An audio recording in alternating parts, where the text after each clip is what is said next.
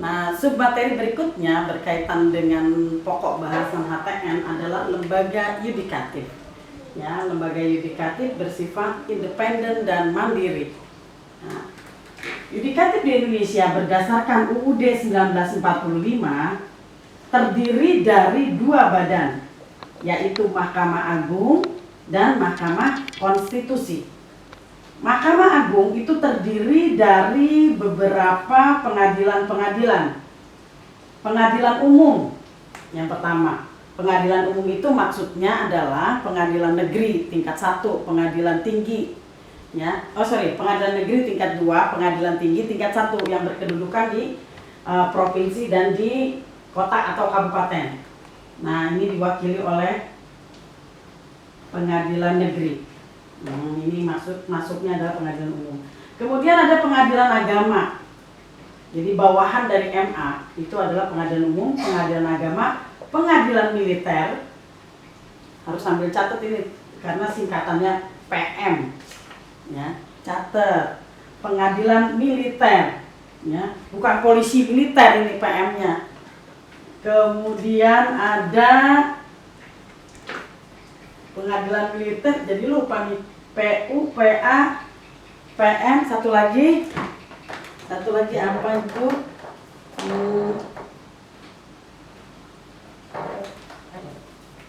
PTUN, Pengadilan Tata Usaha Negara. PTUN, Pengadilan Tata Usaha Negara. Nah, MK tidak ada tingkatan-tingkatan seperti halnya pengadilan-pengadilan yang dibawahi oleh MA. Karena sifat putusan MK adalah bersifat final, jadi tidak bisa diajukan upaya hukum. Nanti upaya hukum apa? Belajar nanti di pokok bahasan hukum acara. Ya. Nah, ini adalah kekuasaan yudikatif. Di dalamnya, ya, untuk membantu kegiatan yudikatif ada aparat sebetulnya, ada aparat kepolisian di pengadilan umum misalnya, ya, di pengadilan negeri, dan ini aparatnya adalah hakim, kemudian jaksa dan Polri. Polri adalah bagian dari yudikatif, bukan seperti pada masa lalu bagian dari tentara. Ya, Polri adalah bagian aparat penegak hukum, terutama hukum pidana. Nah, di Indonesia sudah diatur dalam peraturan perundangan berdiri sendiri. Ini nanti tugas cari ya, Undang-Undang Pokok Kekuasaan Kehakiman. Cari Undang-Undang Pokok Kekuasaan Kehakiman. Nah, ini dicari. Apakah saya kasih tanda tanya ya? Nah, undang-undang nomor berapa? Ya, ini adalah ciri khas yang kedua. Ya, yaitu ciri khas yang kedua dari pilihan sebagai negara hukum. Ini harus ada kekuasaan kehakiman yang bersifat independen. Ya, tidak bisa dipengaruhi oleh pemerintahan. Karena pada masa lalu kekuasaan yudikatif kita itu sesungguhnya berada di bawah kekuasaan eksekutif. Karena Menteri Kehakiman, dulu Ketua MA, itu adalah bagian dari Kementerian Kehakiman. Menteri adalah pembantunya Presiden. Sehingga kemandirian dan keindependensian dari hakim itu tidak ada sama sekali pada masa dekade kita dikuasai oleh rezim Soeharto.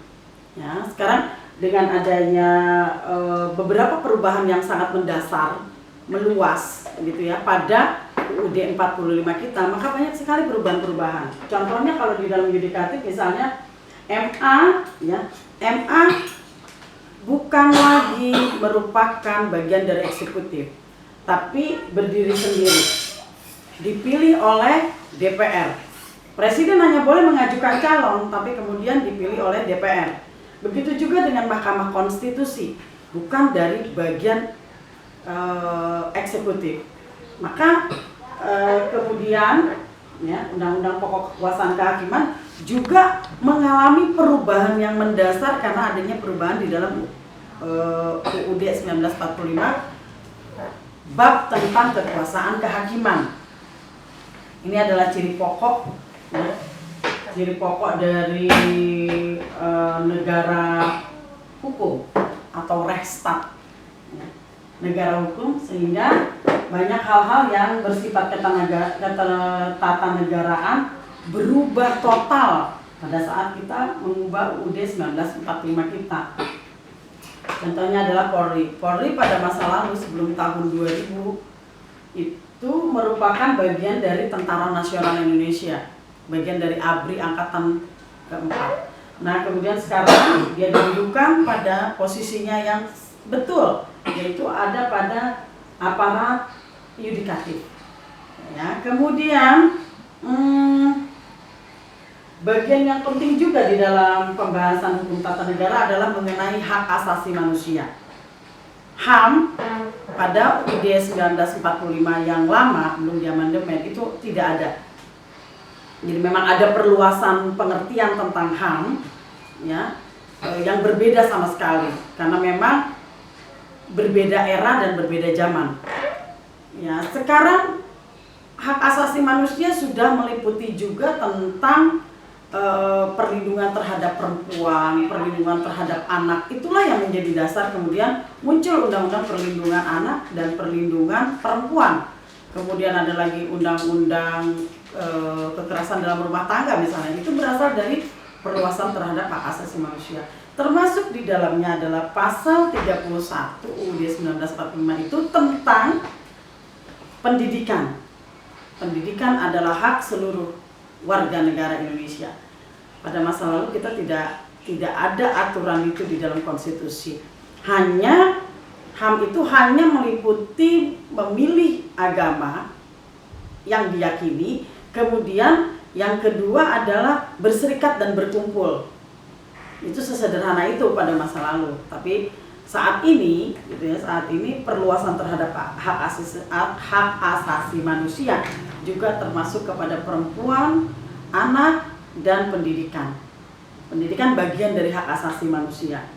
Ya, di dalam UUD 45 itu juga dibahas tentang warga negara, bedanya warga negara dengan penduduk, begitu ya. Kemudian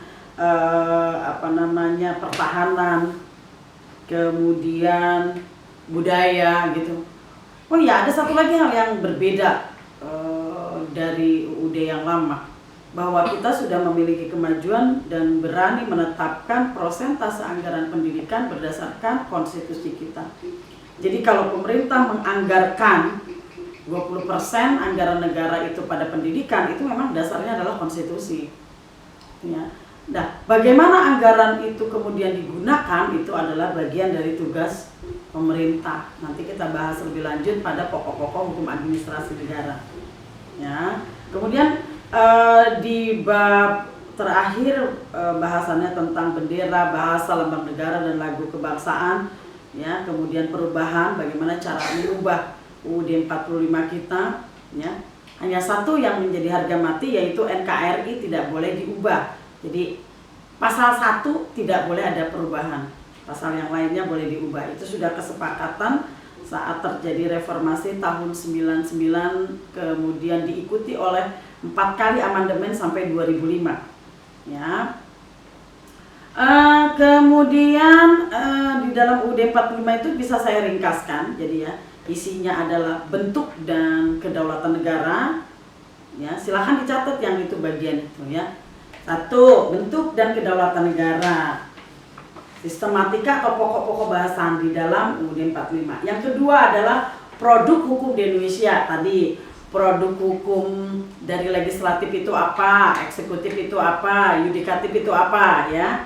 Kemudian sistem pemerintahan. Termasuk di dalam sistem pemerintahan itu adalah pemerintahan daerah. Pemerintahan daerah yang sudah diberi otonomi luas. Ya. Dengan plus minusnya. Kemudian kekuasaan kehakiman, kemudian hak asasi manusia dan kewarganegaraan, partai politik dan pemilu, yang terakhir adalah hukum keuangan negara. Nah, di program studi ilmu hukum harusnya ada bahasan tentang Hukum Keuangan Negara sebagai mata kuliah pilihan. Ya. Ini bahasan terakhir kita tentang pokok-pokok hukum tata negara.